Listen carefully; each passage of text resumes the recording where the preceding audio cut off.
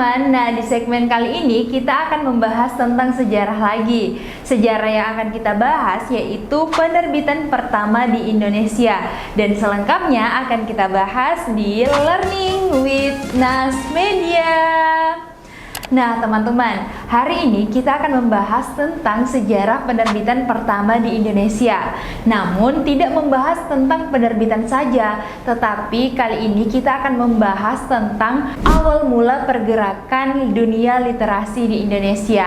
Untuk itu teman-teman tetap stay tune ya, dan jangan lupa like, comment, share, dan subscribe, serta nyalakan lonceng notifikasi agar teman-teman tidak ketinggalan video-video menarik lainnya. Nah teman-teman, pada tahun 1908 sebuah lembaga didirikan yang bernama Balai Pustaka yang digunakan untuk mendobrak tradisi-tradisi yang masih kolot di Indonesia dan mulai menerbitkan buku-buku di Indonesia untuk pertama kalinya. Nah, Balai Pustaka inilah didirikan pada masa pemerintahan kolonial Belanda, tepatnya pada 14 September 1908 atau sekitar 112 tahun yang lalu. Awal mulanya lembaga ini diberikan nama sebagai Komisi untuk Bacaan Sekolah Pribumi dan Bacaan Rakyat, sehingga kemudian mengalami perubahan nama menjadi Balai Pustaka, teman-teman.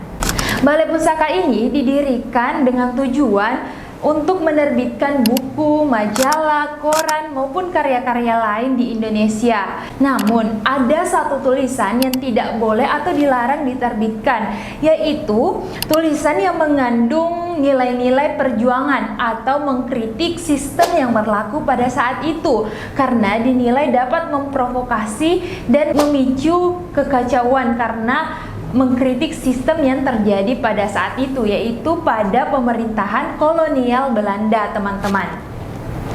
Balai Pustaka ini juga berperan penting dalam membantu penyebaran ilmu pengetahuan dan memperkenalkan karya-karya sastra pada masyarakat Hindia Belanda pada saat itu. Visi dari Balai Pustaka ini sangat jelas terlihat bahwa untuk meningkatkan minat baca di Indonesia dan memperkenalkan nilai-nilai pendidikan pada masyarakat Indonesia seperti nilai-nilai sastra dan juga menerbitkan bacaan-bacaan yang dibutuhkan untuk anak-anak yang pada saat itu tidak bisa untuk bersekolah, teman-teman.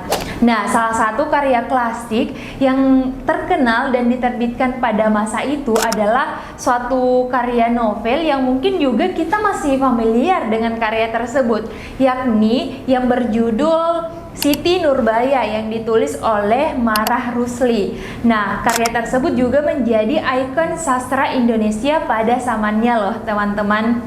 Nah, walaupun Balai Pustaka ini didirikan di masa pemerintahan Belanda, Balai Pustaka ini juga memberikan atau menyalurkan nilai-nilai nasionalisme dan perjuangan, tentunya melalui literatur atau karya-karya yang mereka terbitkan.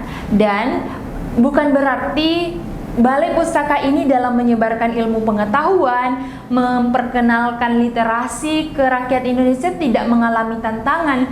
Bahkan mereka mengalami rintangan yang cukup banyak, seperti masalah keuangan, kondisi finansial yang tidak jelas, dan juga situasi pemerintahan yang pada saat itu, serta tekanan-tekanan politik dari berbagai pihak.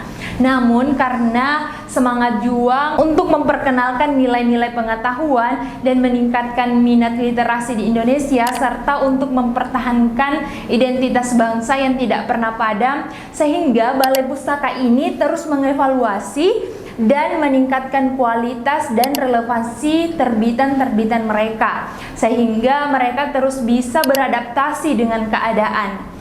Nah, mungkin itu saja teman-teman penjelasan terkait sejarah penerbit pertama di Indonesia. Semoga kita bisa banyak mendapatkan manfaat dari sejarah ini dan bisa memotivasi kita untuk terus mengambil peran dalam meningkatkan literasi dan tentunya memajukan bangsa Indonesia, apalagi kita sebagai generasi penerus bangsa Indonesia ke depannya. Dan seperti di akhir video, jangan lupa like, comment, share, dan subscribe ya. Dan seperti biasanya, jika teman-teman memiliki saran, ingin bahas apa lagi di video selanjutnya, jangan lupa tulis di kolom komentar ya. Dan sampai jumpa di segmen selanjutnya.